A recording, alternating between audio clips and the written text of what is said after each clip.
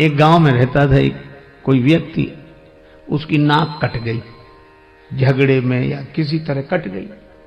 अब कौन वहां तक पता लगाने जाए, कट गई।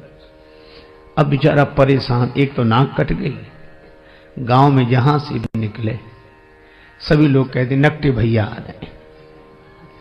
कोई कहता नकटे ताऊ, कोई नकटे चाचा, कोई राम राम भी करता तो कहता नकटे चाचा राम राम। उस बेचारे को बड़ा बुरा लगे, लेकिन करे क्या, नाक को छिपावे भी तो कैसे। कान कटे तो कुछ टोपी लगा ले, कपड़ा बांध ले, आंख ना हो तो चश्मा लगा ले, नाक का क्या करे, सीधे सामने ही साफ। तो उसने सोचा नाक कट गई तो नकटे की कोई इज्जत तो होती नहीं है। तो उस नकटे ने इज्जत पाने के लिए एक युक्ति सोची, क्या, साधु बन जाओ ताकि हमारी कटी हुई नाक पर ध्यान न जाए।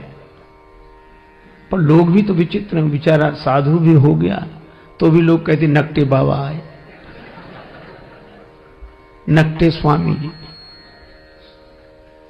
अब बड़ी मुसीबत। और कोई कहता नकटे, तो दूसरे लोग डांटते है, ऐसे बोलते हो, साधु हैं ऐसे मत बोलो।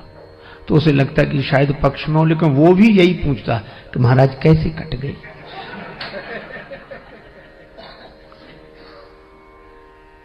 अब उसको लगा कि क्या करें, तो एक कुटिल योजना उसने मन में बनाई। एक आदमी ने एकांत में आकर पूछा कि नाक कैसे कट गई। बोला ये बहुत बड़े रहस्य की बात है, कटी नहीं है, हमने खुद काटी है।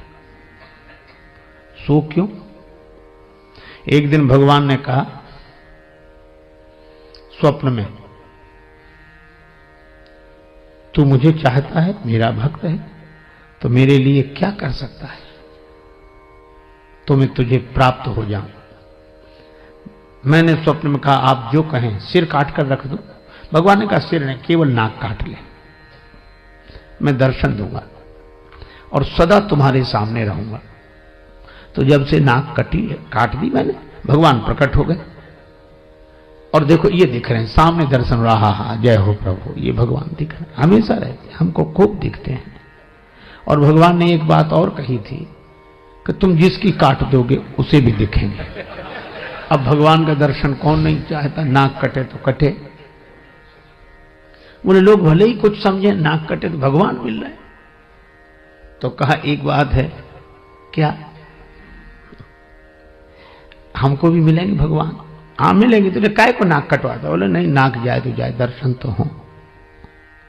तो कही आ जाओ सवेरे। गया, उसकी भी काटी। अब कहीं भगवान ऐसे मिलते हैं? उसकी नाक कटी, उसने कहा कि हमें तो नहीं दिख रहे कहीं। बोला हमें भी नहीं दिखते। कहा फिर हमारी काय काट दी? कहा कि हम अकेले परेशान थे, सब दो हो गए। अब उस बेचारे को मिला कुछ नहीं था उस नकटे के पास, और नकटों के पास किसी को कुछ मिलता भी नहीं है, लेकिन चूंकि अपनी नाक कट गई तो मजबूरी थी। अब वही हल्ला मचाने लगा, हाँ हाँ भगवान दिख रहे हैं, ये दिख रहे हैं, प्रत्यक्ष दिख रहे हैं, सामने दिख रहे हैं। अब पहले तो एक कहता था, हाँ, अब दो कहने लगे। बोलो, प्रचार इतना हावी हो जाता है, इतना प्रभावपूर्ण ढंग से जीवन में अपना प्रभाव डालता है कि प्रचार के चक्कर में आदमी विचार करना ही भूल जाता है।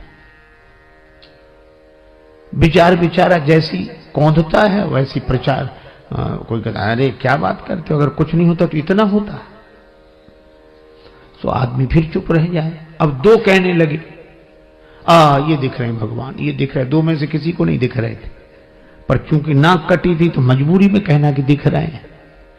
तो तीसरे ने भी कटवा लिया, अब 3 हो गए।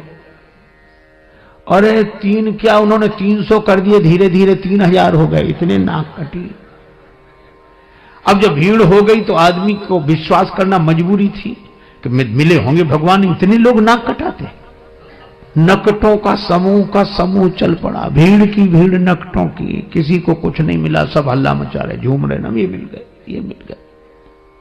वो तो एक साहसी आदमी आया, उसने कहा हमारी कटी सुकटी औरों की तो बचा लें। तब उसने हिम्मत करके कहा कि यहां कुछ नहीं है।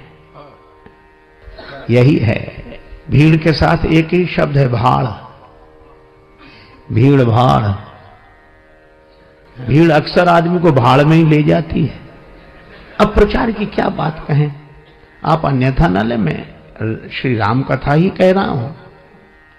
एक पल नहीं जिए जो इंसान की तरह, एक पल नहीं जिए जो इंसान की तरह, वे पूज रहे हैं आजकल भगवान की तरह। एक पल नहीं जिए जो इंसान की तरह, वे पूज रहे हैं आजकल भगवान की तरह। मेहरबानी मीडिया की, मेहरबानी मीडिया की, रुपयों की वजह से दुनिया में छा गए हैं तूफान की तरह। उपदेश दे रहे हैं औरों को शांति का, उपदेश दे रहे हैं औरों को शांति का, और आपस में लड़ रहे हैं पहलवान की तरह। और फूलों की तरह खिलते मिलते नहीं हैं संत, फूलों की तरह खिलते मिलते नहीं हैं संत, टीवी के खुलते खुलते दुकान की तरह।